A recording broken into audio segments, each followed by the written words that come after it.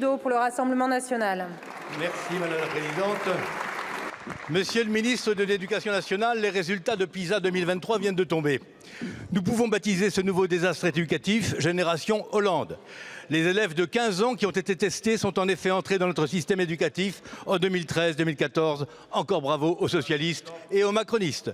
Pendant 6 ans, vous n'avez rien fait de sérieux. Le dédoublement en REP a provoqué un simple frémissement. Et vous tentez aujourd'hui une de vos opérations de communication et de diversion. Regardons de près les mesures que vous annoncez.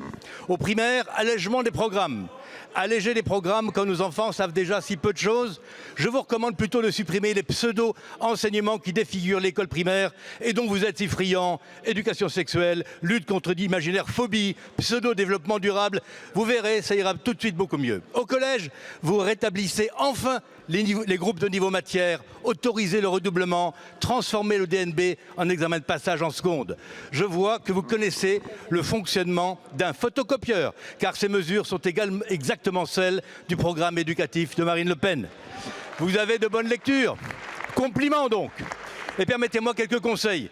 Vous décidez que l'enseignement des mathématiques doit être prioritairement rénové. Soit, mais que ne le faites-vous aussi pour celui du français? Avez-vous parlé du désastre de l'orthographe ou de l'histoire de France?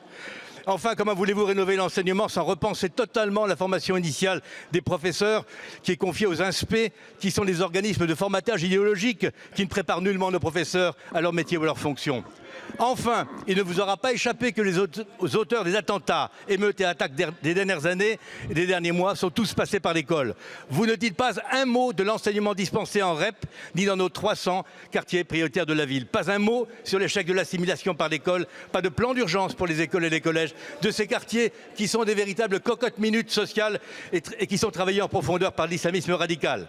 Au total, votre opération de communication ignore beaucoup trop de sujets. Votre choc des savoirs est au mieux une hyperbole.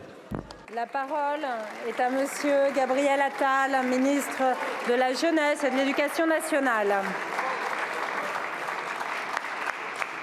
Merci Madame la Présidente, Mesdames et Messieurs les députés, Monsieur le député Roger Chudeau.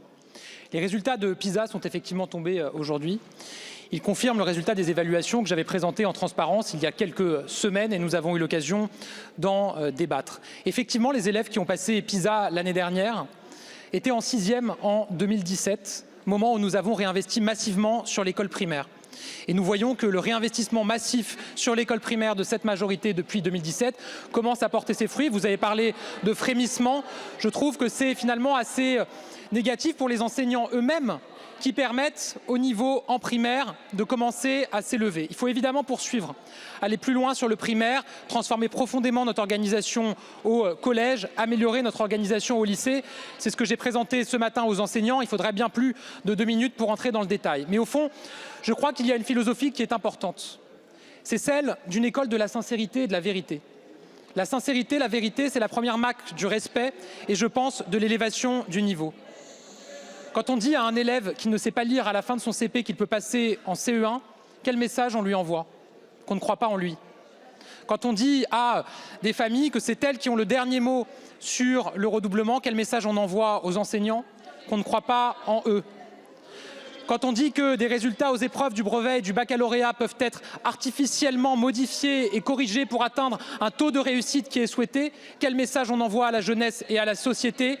Qu'on ne croit pas à la valeur du diplôme, qu'on ne croit pas au travail et au mérite à l'école. Ce sont tous ces tabous sous l'autorité de la Première ministre et du Président de la République que je souhaite briser avec des mesures extrêmement concrètes sur lesquelles nous aurons l'occasion de revenir avec d'autres questions, mais dans un seul et même objectif. Celui de permettre à tous nos élèves de réussir. C'est la meilleure condition pour que notre pays puisse réussir dans les années à venir. Je vous remercie. Merci beaucoup, Monsieur le ministre.